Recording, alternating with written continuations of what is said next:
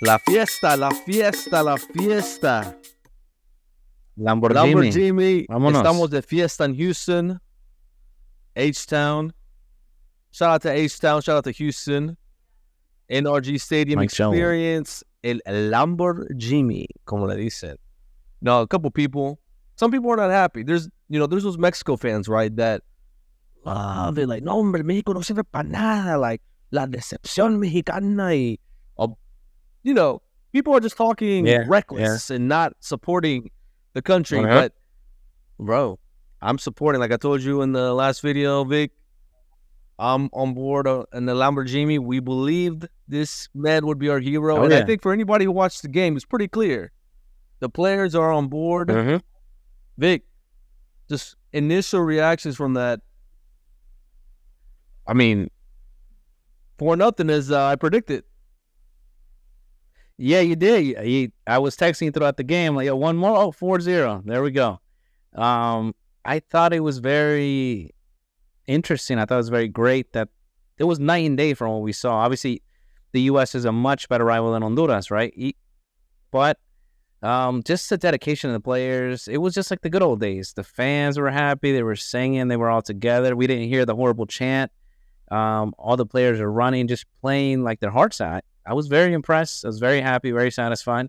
And to the people that have said, oh, es que fue Honduras, es que Honduras is not a powerful team. That's the team in our group. What can we do? It's not our fault. That's what we were chosen.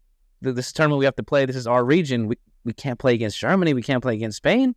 I mean, that to me, that's kind of silly when people say that. Like, this is the CONCACAF. These are CONCACAF teams. This is the group we're in. This is what we have to do. We have to play. So, jugamos bien. We have Haiti upcoming this Thursday, but I was very happy, very satisfied overall with Mexico's performance. I wish I could have seen one or two more goals, but satisfied for the most part. Before we get into Haiti, I think it's important that we have to really lock in on this game real quick. We really have to just react to it properly, give it the right amount of time, because in the first minute, Mexico scored. Luis Romo, look, listen, I've never been a fan of Luis Romo personally, but Jaime Lozano did coach him with the Olympic team, trusted him clearly, puts him, as center defensive mid. And look, I always rock the number 7 with all my jerseys. I've now started doing 77 because I like the 7 twice. Nothing to do with Peso Pluma, folks. This is way before that. I've been rocking 77. If he likes the number, cool. It's all good. We can share it. Respect. He's killing the charts. But Luis Romo, like, I don't know if you saw the replay, like from behind, how he kicks it. It was like the perfect soccer angle. Like, I'm big on the replay stuff and the angles and the camera. So if you'll go back and check out that first Mexico goal and the replay, he had like a long sweep going, like, it was stylish, and he just rocked it in there, man. And I was screaming, man. It was a beautiful Sunday. Hey. It was a great Sunday, right, compared to the previous Father's Day. And just starting off the game, you could tell the energy was bumping. People were clicking the passes. Something that I love was that Edson Alvarez in the center back. We know Montes, right? He's going to be suspended a couple games. Big change, yeah. Having Edson Alvarez there, pretty good. Now, yes, going back to your point, don't really want to chime in too much on Honduras, but the whole point is, had Diego Coca been the coach, it probably would have been like 0-0 at halftime. The thing is, with Diego Coca, the previous manager, very defensive, just passing the ball. Yeah. Very boring. Jaime Lozano said in the interview, like, I'm not a defensive coach. I'm not here to protect the score. No soy aquí para proteger marcadores. We up 1-0. We're going for 2-0. He's like talking about the European teams out there, like a Manchester City, Real Madrid. Whenever you Barcelona, when you go out there and watch some of these games, right, on TV, or if you're there in person, he says that. Not even looking at the score, the team is playing the same way. And that's how he wants to play. He wants to be consistent. He wants to be offensive. And he wants to score as many goals as possible. If you look back at any of the Olympic games that Jaime Lozano was coaching in, they were winning games like 3-0. Like, this is basically the same style of play. He's basically picked up the team where he left it off. And right away, of course, Luis Romo scores the second goal. I thought it was like offsides for a second, but we saw that he was good to go. But yeah, that first half, I mean, like, was your heart bumping? I mean, just seeing the style of play. I mean, we haven't played this nice since maybe when Tata Martino picked up the team for the first time, like a couple years back, where you kind of saw Edgar Lozano, Tata Martino introduced Antuna. I don't know what happened, right? I don't know what happened with Tata Martino's Mexico, that it kind of just fell off. But after we saw the speech of Jimmy, seeing this team come out and the way they played, I mean, I think we nailed it on the dot, man. We got the guy. We got the guy. We got the guy. But tell me about that energy of play. How did you feel that you were seeing passes clicking? They were delivering. Like, instead of Antuna just blowing it out, he was passing it back. He was paying attention. Like, I think Jaime Lozano was like, hey, confío en ti, pero haz los pases bien. So I was clearly excited. But just real quick, first half, like, momentum. Was anybody in the room? I don't know. Like, just kind of tell me your how you were experiencing those moments, right? Because we've been suffering a lot lately with the selección. No, yeah, it was like you said, it was a glorious Sunday. It was just like the good old days. It felt like when Mexico, was in the glory days, just ganando, goleando. And I think back then, a lot of us didn't appreciate it. We're so used to winning. We're just, But it was nice. The energy ever since Jimmy came in, he gave the speech. We did the pod. It was, man, I was so hyped. I hadn't been hyped for a Mexico game in a very, very long time. So, man, I ain't going to lie. We had... my fiance was over and we had some carne, we had the chips, the drinks. It was like the good old days, man. The vibe. Cuando salimos Himno Nacional, man, I was just singing my heart out, like con lágrimas en los ojos, like oof, like always, man. And just to see all the players like locked arms and just like singing the heart side, it was beautiful. Was, the energy was amazing. There. So yeah, the energy was there. And just right off the bat, like not even 1 minute in, 55 seconds, golazo de Luis Romo. Like, this is amazing. So I was just very, I was blown away. I know I'm exaggerating because, no disrespect, but it was Honduras. But man, we played really well. Like Jaime Lozano said, hey, this is just lo básico. We're going back to the basics. We're just playing. And I know our guys are talented. Yo sé que tienen su talento. Like, I got to remind you, hey, tú eres buen jugador. What happened? Let's bring that back. Come on. So it showed, and that first half was glorious, man. So I screamed the goals with all my heart. Just they had only been training for like 3 days. It's just imagine what they've been cooking. They've been in the kitchen. They're coming out with the recipes. And Haiti is definitely not gonna be Honduras. First of all, shout out to Etienne Jr. He plays with Haiti. He plays for Atlanta United. And I did see that. We'll I'll kind of give you some insight with him when we get to the preview. But going into the second half, so me and the family, we've grown to like Orbelín Pineda a lot, and specifically because he has like this dance. And I thought of you when he scored. I thought of you guys when he scored. We over the last couple of months, we really got into the song. Los del Sabor is the name of the group that made the song that goes with his dance. It's called shout out to my father-in-law is the one that kind of put us onto the dance. You can YouTube it, like it's el Popurrí de Orbelín Pineda, Los del Sabor. This is the dance, whatever. Well, basically when he scored, right, the family was there, and I remember in the World Cup, my daughter, she loves that dance. She knows how to do it. And so every time that Orbelín Pineda would play, we're like, hopefully he scores so we can see him do the celebration. So it was crazy because we had all the family over from my wife's side, and they're all about it. You feel me? They know about Orbelín Pineda. So they're, está jugando, we're not. So when he scores that freaking golazo, the third one, right? That golazo, I mean, golazo, yeah. And he was like one of the engines, junto con Chiquito Sánchez, which mis respetos. We'll kind of get into him in a little bit. He scores the goal and he does like the flip. And I thought he was gonna do a celebration, but then everybody kind of like jumped on him. I'm like, no, they're holding back the celebration. Like, unfortunately, the camera only got the backside, but he does this thing where he goes like, you pick up the sand, moto.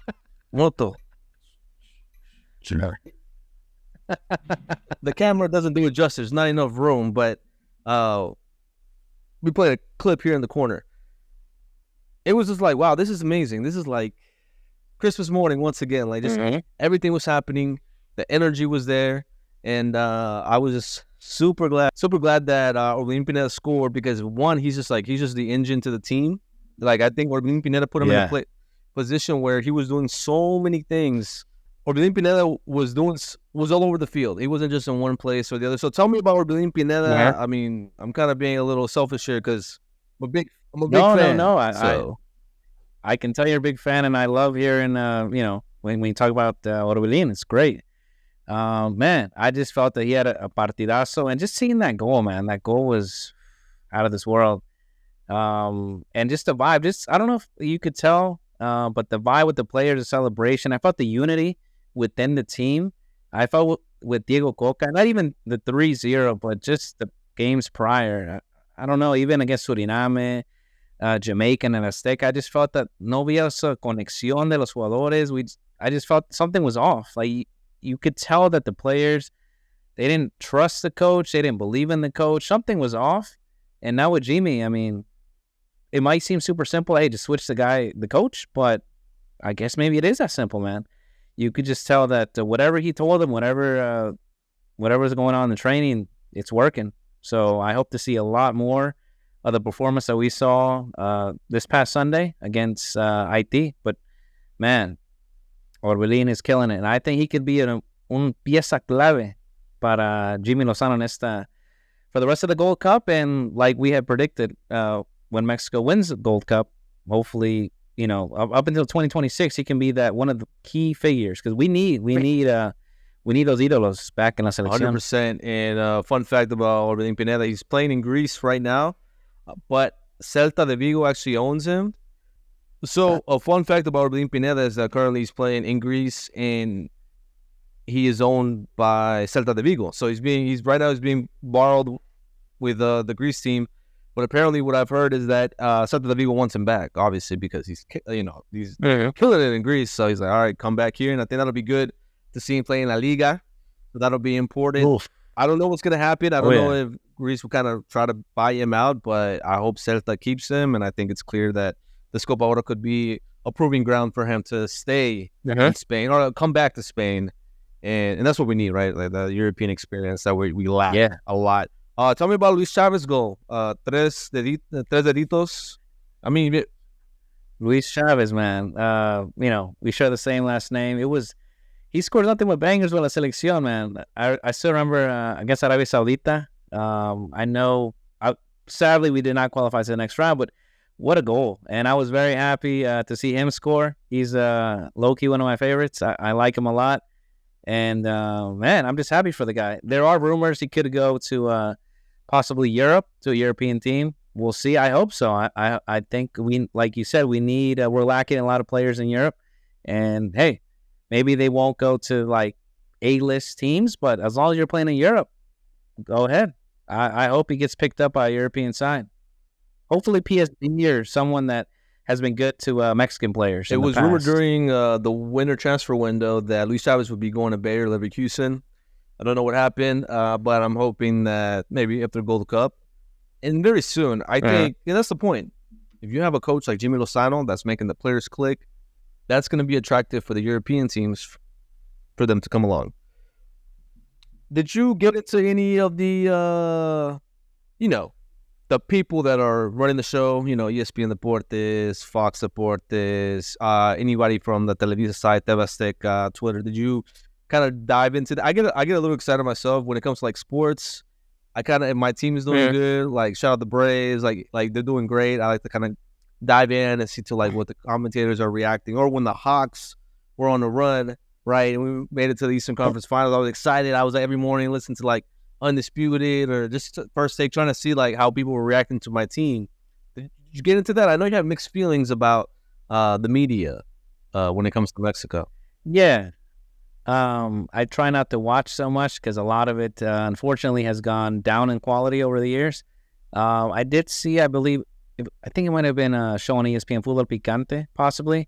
And a couple of them were saying that they weren't happy with some certain Mexico players that they believe they purposely lost against the U.S. and these past 6 games because they didn't like the coach. And in Mexico, it's a common phrase, le tienden la cama al técnico. When they don't like them, It's rumored. I I think don't the think it's coach ever is been bad. Yeah. proven, but yeah, it doesn't translate well to English. It doesn't make much sense, but that's what they said. Some of them were saying that hey, why are they playing so good now? But last week they got cooked by the U.S. Like, it seems that the Mexican players, they purposely did this. I don't agree with it, but that's just kind of the stuff you get on that show.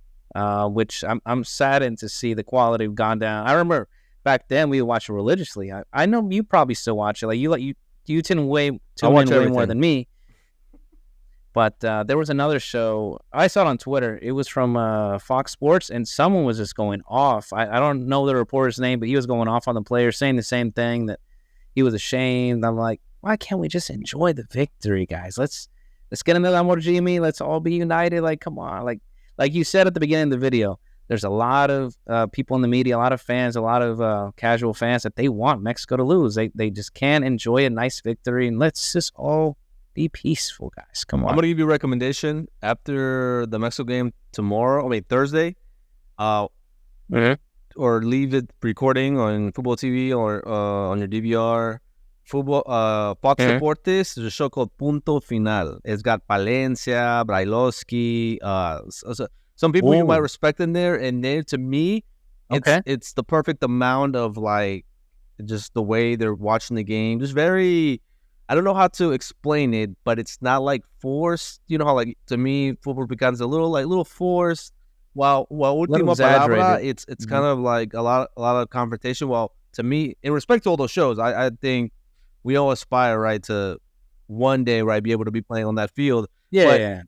Punto Final is just the actual players that have played the game, but from I feel the closest to us, where we're just a little bit more grounded and hopeful. Of course, you got people, saying, you're always gonna have that other side where, they're not pessimistic, but they're not as optimistic for Jamie. But just having Valencia and Brailovsky on there, it's a breath of fresh air, and I strongly recommend it, bro. Just Punto Final. Anyone watching, just leave a recording, because it's a great show. 1 hour right after, and it's just a good show to recap the selección, and really any like Liga Mexicana, anything like that. I want it.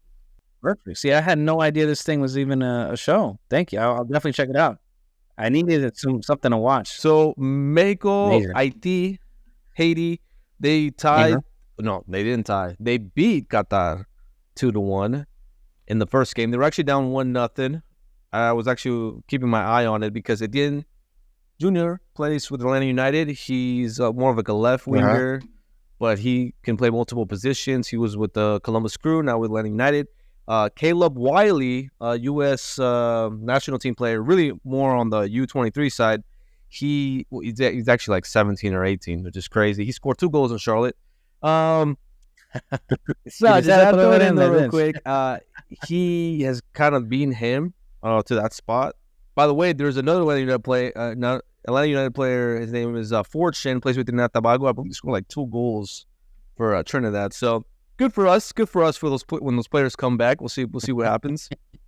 But Etienne Jr., to me, he's kind of like the Antuna of Haiti, because I know I'm not trying to disrespect anybody or respect anybody. I'm like, what I'm saying is, he tends to, be fast, a lot of good jug moves, but then maybe over delivers or hace un pase de más, like does one more pass. Like, he tries to juke one more time as opposed to maybe passing it back. So, just some things that I've seen, at least with Atlanta United. With Haiti, of course, I feel like there's a little bit more chemistry, and the team is definitely excited, right? They got 3 points, and I think it's going to be, in my opinion, the hardest game from the group stage. I think strong players. From what I saw, pretty solid chemistry. Qatar was Qatar. They just kind of look like the same team from the World Cup, and I know that'll be the third game. I didn't know. Did you get a chance to check out any of Haiti's action? And even yes or no, how you feeling about this upcoming game con el Lamborjimmy? I actually did catch the full match, actually, surprisingly enough. I watched the whole thing, and because, these are Mexico's rivals, so I definitely had to check it out. And I was surprised. Haiti's always been, the Caribbean teams lately, or in the recent years have really gone up in quality. And then just to see Qatar just not too much. I was happy for Haiti, and I want to predict possibly Haiti and Mexico will advance from this group. Qatar and Honduras, I see them just battling out for the fourth position. But it's going to be a good match. I think definitely it's going to be important for Mexico to keep the goal scoring advantage. We have four goals, 4 none against, so we got to keep building on that to secure the number 1 spot. But like I said, the Caribbean teams are very powerful. Look at Trinidad and Tobago, 3-0. And the U.S. did tie 1-1 with Jamaica. I know, kind of all over the place, but it's going to be interesting. Watch out with the Caribbean teams. Yeah, no, definitely a lot of respect. That area of CONCACAF has really grown a lot. I think it's clear. And to me, I think Mexico is going to come out how they did against Honduras. Just a lot of good passing, a lot of towards the goal. To me, I think we're in good hands. Definitely it won't be as simple like it was against Honduras. I'm curious to see if Jaime Lozano is going to roll out the same 11 or if he's the type of coach that's going to mix it up. I kind of heard some things where depending on, who they're playing and, the rivals, he might adjust some things, switch out some players. And the thing is, to me, the selección has a solid bench. Andy Martin and Sandy Jimenez, right? I think that's like the biggest question. And I think, me personally, I know that Andy Martin played with Jimmy. I would love to see kind of Santi Jimenez start just to see what happens there. But I think Jaime's going to roll out the same 11, and why not, right? I mean, it worked the first game. Any thoughts on that? Yeah. I mean, I would love to see one day Raul Jimenez and Santi possibly. But, I mean, like you said, I think we do have a very solid bench. I know I didn't mention in the first video, but Cordova, unfortunately, wasn't made part of this list, but he did not recover from an injury. So I would have loved to have seen him because he did have a good Olympic run with Jimmy. But yeah, man, I think that I definitely think that they should roll out the same 11, maybe 1 or 2 changes. I don't want to see what we saw with the Profesorio, where we never repeated the same 11. And with a lot of prior coaches, that was always a big thing, especially in the World Cups, where for whatever reason, they always made 5 to 6, 7 changes to the lineup, and I never understood why, especially in 2010 World Cup. I don't understand, but yeah, 1 or 2 changes is fine. When you start changing up too much, I don't know. I'm not a fan of that. Yeah, Sergio Cordova, I think it was sad that he got injured and left. Diego Lainez is actually in play with him, and to me, I've always had high hopes for Diego Lainez. I think he's one of the most skilled players when it comes to him playing on the ball. I think him coming back to Tigres, first of all, Cordova had an amazing Liguilla, so just it would have been great to kind of see him continue on with that. To me, Diego Lainez, I think, has the right coach in the selección to actually guide him properly. I think it would be interesting to see him. I know he just got there, so maybe I would love to see him come in the second half. I would love to see him what he does. I think you're right with the Endy and Santi together. I was reading up on a couple formation talks about people are hoping that Jaime Lozano can be moldable, right? Meaning, sometimes you would play right with one striker, but maybe in certain games he can turn that into a 4-4-2, where it would be cool to see Endy and Santi play. And just knowing that we have like double-edged sword, we have a couple different weapons, but we always have those base players. And I think you're right. Consistency, I think, is great. I think he rolls out the same 11. I'm not going to be mad. I think as long as we play that exciting football, to me, just playing exciting soccer, that's what really matters, right? And sometimes it sucks when you hold back or a team is too defensive, but the way they played gets me excited. And looking at all the teams in the Gold Cup so far, we're playing the best soccer. So excited about that. Predictions, or unless you wanted to drop a thought, but then lay out a prediction for the game and we can wrap this up. Yeah, no, I agree with what you're saying. And my prediction for the Haiti game, I don't want to sound too crazy, but I'll go conservative at 3-0 Mexico. Conservative. Please, and We didn't do it last time. I think we got to. We were just too excited about Jaime Lozano. Can you please tell us what 3 goal scorers? I believe, looking back, I do have 1 point. Going back to the game against Jamaica where Chucky Lozano scored? I did predict that he would score goal. Yeah, we were doing probably that. We don't even right. know, but we have a thing where we want to make it a thing. And we're now that we have some graphics, we're gonna put out the standings. So right now I am up 1-0, and there's just this game's never gonna end. We're just gonna have fun with it. So, what 3 goal scorers? What will happen? Okay. Goal scorer will be Edson Alvarez, Henry Martin, y otro gol de Luis Chavez, por favor, please. Wow. Okay. So I think, man, I don't ever want Mexico to get scored on during la era de Jaime Lozano. No. But I am going to be the bad guy here. And I'm going to go, and people are going to be looking at me crazy. But let's go 4-1. Let's go 4-1.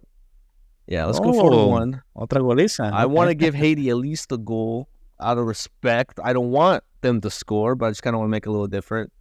From what I saw, I got excited. I think we got more experienced players. I think it can happen.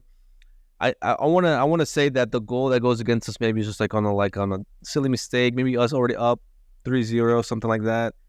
And hate me all you want. They won 4-0. He's feeling good. He's got no disrespect. He just talked about one of the players for Atlanta. Now he's gonna put 4 on him. But I'm gonna go Orbelin Pineda. I'm gonna go Santi Jimenez. And then let's we'll do Andy Martin. So I think our strikers will finally score, kind of turn them on. And then let's do Gallardo. Yeah. Okay. So those will be my 4 and yeah. So if you guess the right score, that's 2 points. And then every goal scorer is 1 point. Because it's hard to guess the score. All right. But easy to get the goleador. And I didn't want to switch it up just to more fun, but I did want to say Luis Chavez, but I'm just trying to make it a little interesting here and see what happens. See, if you put more goals, you get more points. Think about that. All right, well, any last thoughts, man, before the Mexico-Haiti game? And first of all, my goodness, I almost forgot. Sean, thank you for commenting on the last video. You were saying something about the coach. We should have kept him longer. Let me tell you something, Sean. Diego Coca was horrible. Bad coach. Bad man. He wasn't the man for the job. Very defensive. And yes, in soccer sometimes we tend to just fire coaches, but we really have to fire this guy, man. We lost 3-0. You want us to keep him around so you can keep winning? I'm good. Sean, thank you for the support. I wanted to say in the comment that we had left that I hope it's Mexico-USA in the final. I think it'd be great to just revancha. But that rematch. USA looking a little suspect right now. So I want to say, but we'll see what happens with the team y'all got. Shout out Brendan Vasquez, who did score the tying goal. Excellent United player. Carlos Bocanegra, he should be fired. He destroyed Atlanta United. But that's another subject. I'm out. Y'all have a good night. Big J, last words? Yeah, I do want to say that our last video inspired one of our cousins, Andrew from Arkansas, to go and buy tickets for the potential, which we will make it to that round, to the next round in the Dallas Cowboys Stadium. He's going with his whole family, so that's gonna be interesting. He said he watched our video and he was taking back to the good old days, and he's like, we're going to the game. So yeah. Saludos para la familia. Here, Andrew. Andresito, thank you for the support. Thank you for listening, man. I'm excited. You should be excited, man. And Lamborjimmy is for real. And finally, we have something to be excited about. And I think Thursday night, Friday's cousin, Friday Junior. It's gonna be a good time. 4-1. Let's go. Yo sí creo. Vamos, México.